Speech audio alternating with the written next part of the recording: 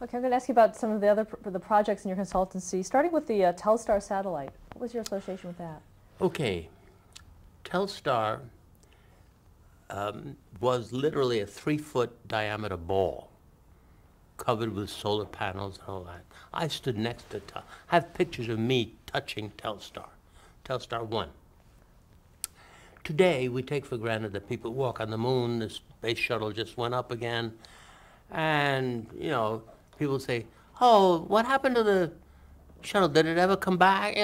It's like, oh, it's going to the moon, going back, going to the space station, come back. It's like a common occurrence. Not so in 1962. The first picture ever, television picture, ever transmitted live from Earth to outer space and back to Earth via the first Telstar. I lit that.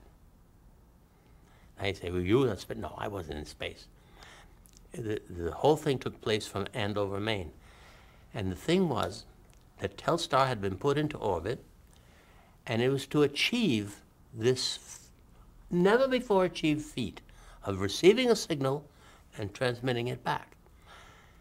When it did that, it opened what we know today as satellite communication around the world. It had never been done. Pictures had been sent out and signals had been sent back, but never out and back.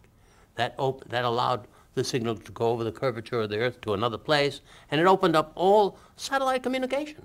The badge I have says, World's First Earth Station for Satellite Communication. That was the badge. And AT&T was the sponsor of this project, and it was AT&T Telstar.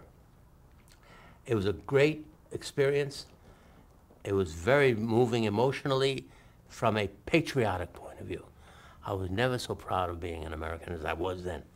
It's a long story about how the engineers latched on to the Telstar, which was spinning at an incredible rate of speed with this signal sent out on a laser beam. But when it did, and it connected, and it came back, wow. And the picture was of the American flag blowing in the wind against the radome, which has housed a 16-story bubble that housed the telescope, the radio telescope, that transmitted the signal on a laser beam. And there was no flag. The flag was supposed to be blowing, but there was no wind. So I put a fan on it. and there was no light on it because it was in the shadow of a building, so I put lights on it.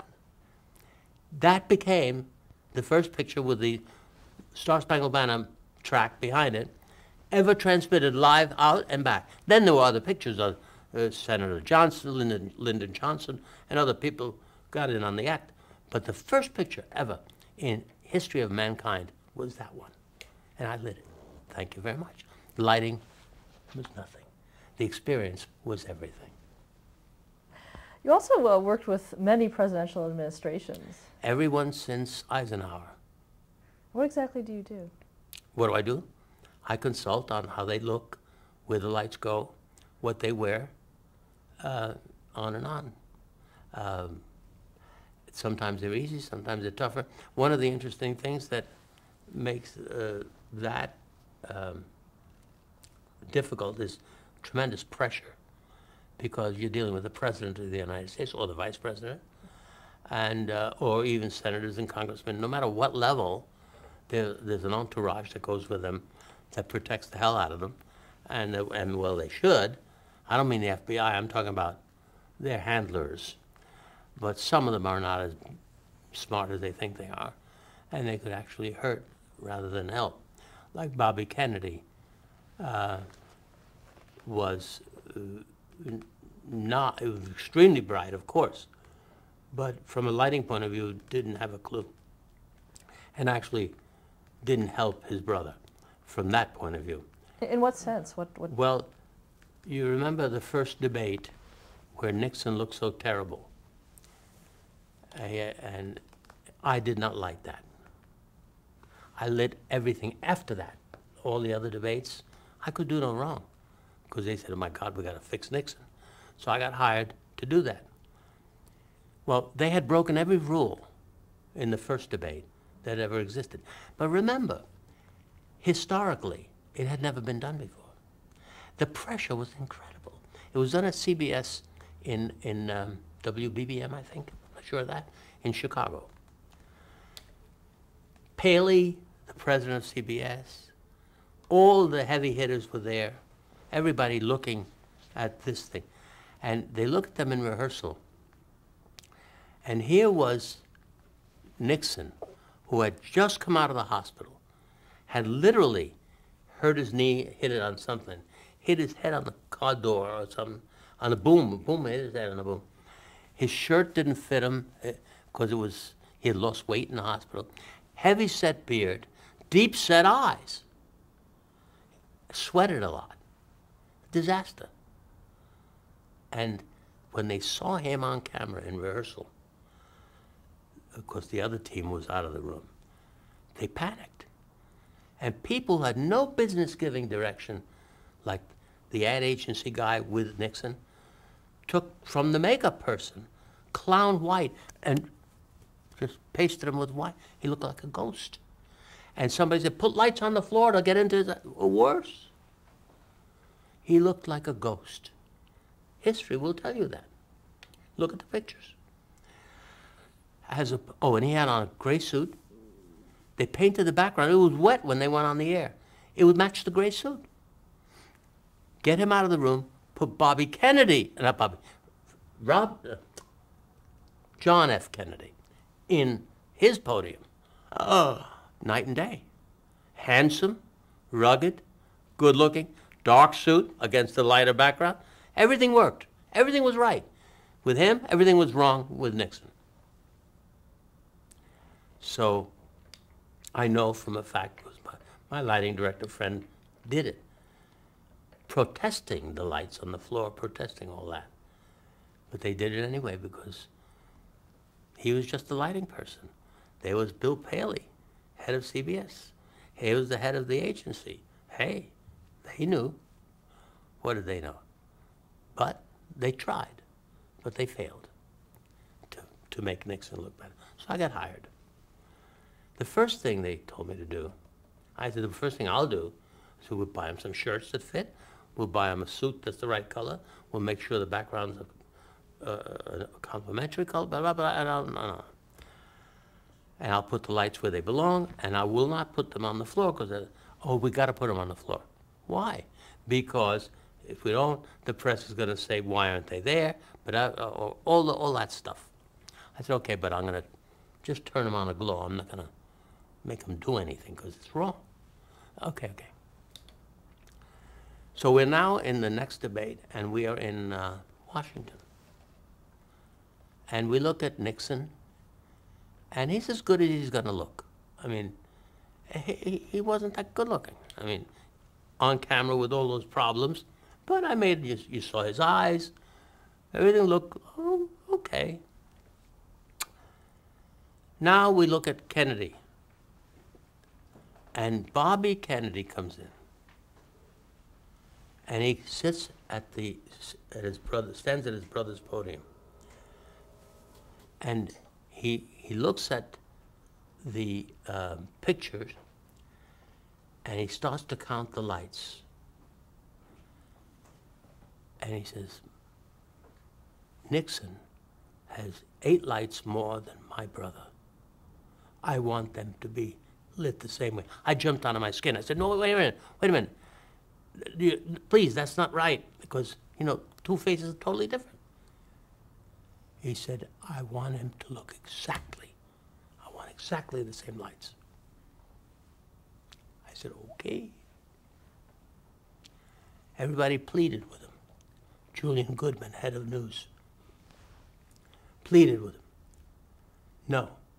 So they did everything, and he looked worse. Not bad, because he was still a good-looking guy, but he didn't look that good. He didn't look as good as he should have looked. Nixon, of course, looked as good as he could look.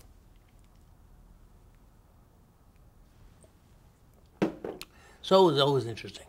When I did I did 16 national political conventions, Republican and Democrat.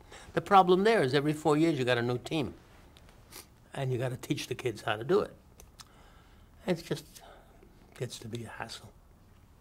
But however, all of them interesting experiences, all of them fantastic. Did you actually consult with the presidents themselves? Well, I would talk to them, yes. I would say, Mr. President, I would wear this tie, you like this tie, you like that, like that. Things like that. Did you also work with the Carter administration? With who? Carter administration? Yeah, peripherally. I worked with them all, from time to time. And less now because they're getting smarter and figuring out how to do it themselves, which is good, because it was a hassle. Another project you did was the Disney Epcot Center. A fascinating project. There are a few lighting disciplines. One of them is film, one of them is theater, another one is television, and another one is architecture. Basically, that covers the board. I do not do film, I do the other three. That's kind of unique. I don't think most people do, maybe two, but I do all three, and I enjoy all three, and I employ some of the techniques of one in the other. Epcot is a perfect example. If you go to Epcot, there are two parts to it. There's the Disney part, which the future world and all that. Then there's Epcot around, all the foreign pavilions around the lagoon there, Italy, France, Germany. I lit those. Me and my team, I designed it and supervised it and focused it and all that. But I wasn't alone. You can't do it alone. So it was a great experience. And part of the challenge was to make it look realistic. And I think it does. You don't see, if you go there again, take a look, you won't see any lights exhibited. They're all hidden. It's great.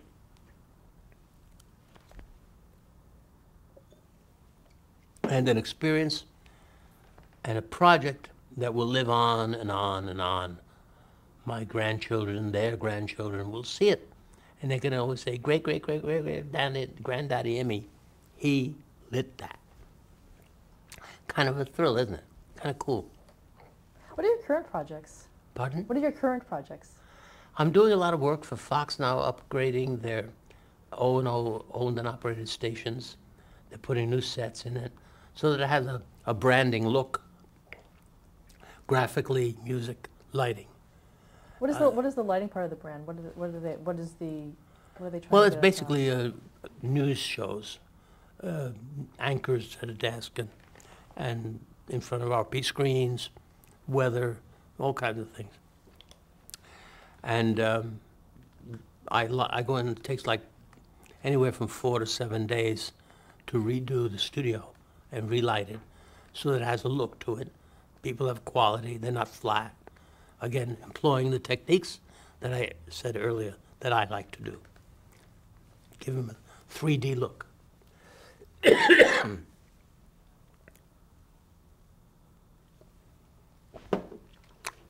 That's another wonderful project. They're wonderful people. They're very good to me, and I enjoy doing these things. It's terrific.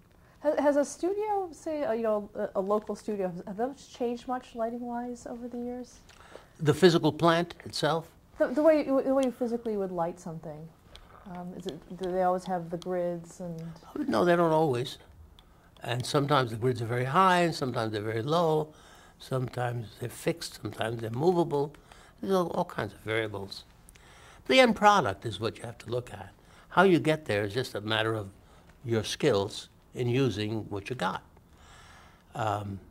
So there's hardware that allows you to bring the light down to where you want it, extenders and all kinds of tools. But they're just tools.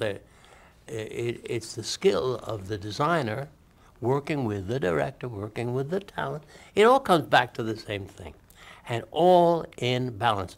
One of the interesting things I should mention is that in a lot of the talks I give, they're a lot about lighting, and I use words like balance, point of view, center of interest, focus, And at the end of the talk, I would say, now we've used all these words, and there are more. Let's just take those words, and I write them down, and apply them to your life. And that opens a lot of eyes, because we're talking about, in life, balance, focus, point of view, center of interest, direction, on and on. Isn't that interesting? I find that fascinating. And so does the audience. Because here we were talking lighting, and now we're transposing those key words to life, and therein lies one of the magic mysteries of my profession. Light and life, to me, are intertwined, and you cannot change that. And I look at it that way. And it's an amazing thing to look at light and life as an entity unto itself, inextricably intertwined. What advice do you give professionally to people starting out as lighting directors? To have a lot of patience if you want to be a light. I'm mentoring a young man right now as we speak. And he's going to Carnegie Mellon. I think he'll be great. One of the things I've always said to him is you have to have patience. I know you think you can light now, and he can. But don't. Learn first. Learn how to play the scales before you tackle the concerto. Because if you make a mistake while you're playing the concerto, you're out.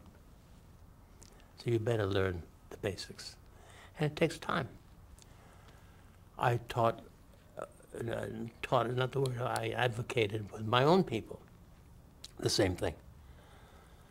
I let them follow other lighting designers around. I know you think you can light. I'm not going to throw you to the wolves yet. When you're seasoned, then. And it takes patience. And another thing I always talk about is do the homework. Don't shortcut anything. I know computers make it easy. Try picking up a pencil and drawing it on your own. Last night I was doing a light plot on the computer, and the computer ate it all up. 2 hours of work went out the window. Today I'm going to do it by hand. Screw it. I'm going to do it by hand, the old-fashioned way, and it'll work. It won't erase itself. It'll be there tomorrow. What does a light plan look like that you draw? What goes into that? Well, it's a bunch of symbols. I mean, the light plots can be many sheets this big. I usually reduce it to a few sheets this big because it's easy to handle. And it shows the basic layout of the set, where the people will be, where the cameras will be pointing, and where the key light goes, with an arrow to the person, where the backlight goes with an arrow to the person, where the fill light is. That's a basic approach, but that's so basic. I mean, it's so many variables on what I've just said. That's, for instance, in a news show, like I just did. But a musical is totally different. A drama is totally different in terms of what they look like. But they all end up with symbols and lines, and then they end up with data sheets that tells what the instrument is, how many watts it is, what it does, what color it gets, what it works with, what dimmer it's on. I mean, it ain't easy. It's only easy when you know how. Lighting to me is not hard. Why? Because I know how to do it. You know, my accountant can add numbers backwards. He goes up scale, down the scale. He can do it all in his head. I can't do that. But he can't light a show. Once you know how, it's not hard, is it? I don't care whether it's brain surgery. It's interesting and it's different and it's challenging each time, but it's not hard. And that's why I think the relationship with the people becomes very important. Have you been working recently with the new technologies in television, like HD? Yeah, sure. How has that affected what you do? Well, I think we're going to have a problem in the near future. It's starting to show its head now. You know, high def is meant to be exactly what it says, to show a lot of definition. Well, when we get some experienced actresses on camera, high definition is not what you want to see. You don't want to see everything there.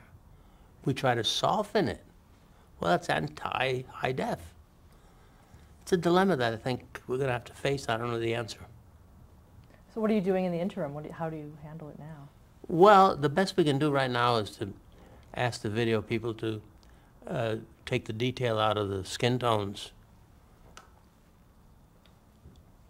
Maybe. I don't know the answer yet because we haven't been hit with it all yet. But it will come. We'll do the best we can. And what about the technology that allows for video not to need necessarily any light? Not to need light? That's baloney. Now, I've done many camera programs where they say, look, we take beautiful pictures, not beautiful, quote, with 1/4 of a foot candle.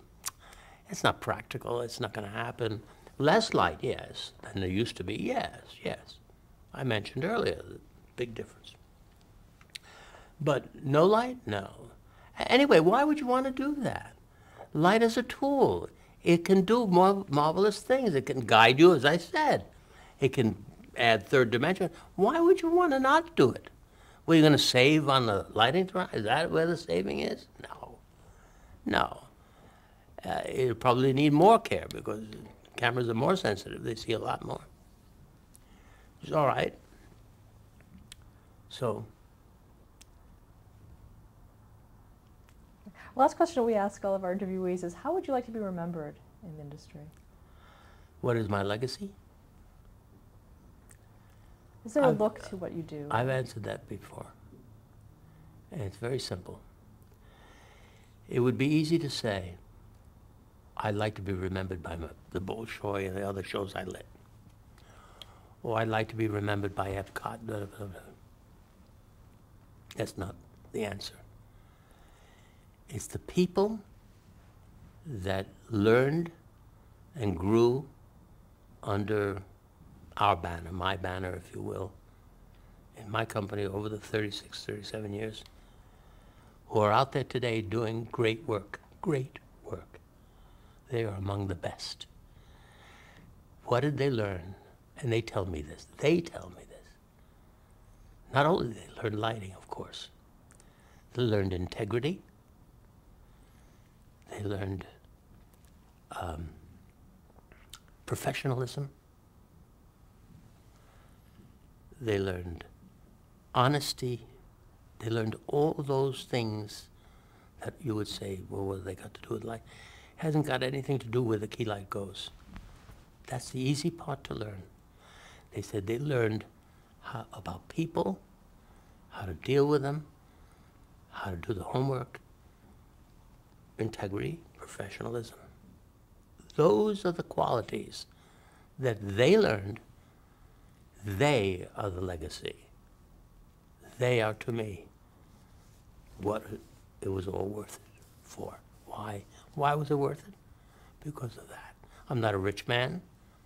I never will be. That's okay. But I'm rich in the sense, as trite as it may sound, all these people, and there are a lot of them out there, and friends and clients too, have learned some of these qualities that I cherish. And that's what it's all about. On behalf of the Archive of American Television, thank you so much for sharing your story with us. Thank you so much. My pleasure.